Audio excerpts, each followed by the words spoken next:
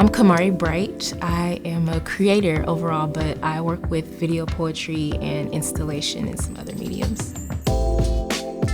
So I started as a kid remixing songs. Me and my sister used to rewrite the lyrics to songs and sing them. And then from there, I started writing poetry. And the intention really was just to express the things that I felt like I couldn't verbally say.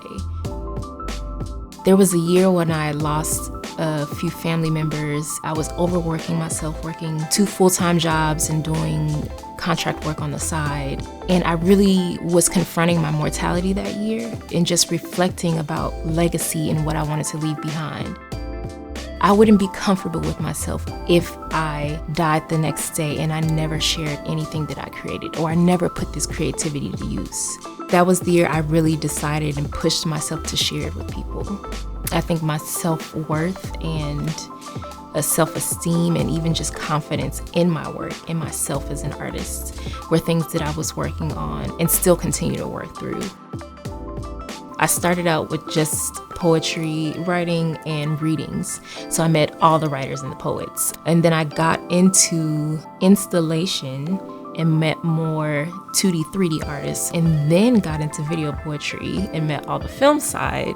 I feel like I've been just kind of touring all of the different art mediums and meeting everybody within it, which is fun. Most of the help that I got as a really fresh out the box artist was from other artists, sharing opportunities to read or share poetry. There was just so much collaborative synergy within the artists. And maybe it could be the level I'm at this particular moment. As I started to create, I realized how important my own culture and my own love of my culture was. Art has always served as kind of a chronicling of history. And the thing that many of us are seeing is that people of color aren't seeing their histories recorded and passed down. So I want to have those pieces that I love and that I respect so much recorded from my perspective as someone within that culture. I really love the mechanism of communication. Even now, I'm just gesticulating. Like, we communicate so much aside from just our verbal language or our written words. So I wanted to look at those different modes that we communicate things and kind of play with what can be said verbally, what can be said via text, what can be said via image or symbol. Like, how do we kind of intermix those things? Because we do them every day. And I think that kind of carries over with the different mediums that I use as well. Like, there's sometimes where I might want it to stay open and undefined and I want people to put their definition onto it.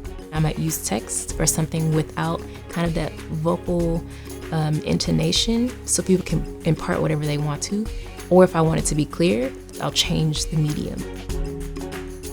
The biggest thing that I had to learn was not an actual skill or a technical thing. I had to learn to do it afraid. Like, there's so many times that fear comes up in the process and it's like, oh, I don't know if I should do this. I don't know if people are gonna like it. But the fear never goes away, so you just have to keep doing it.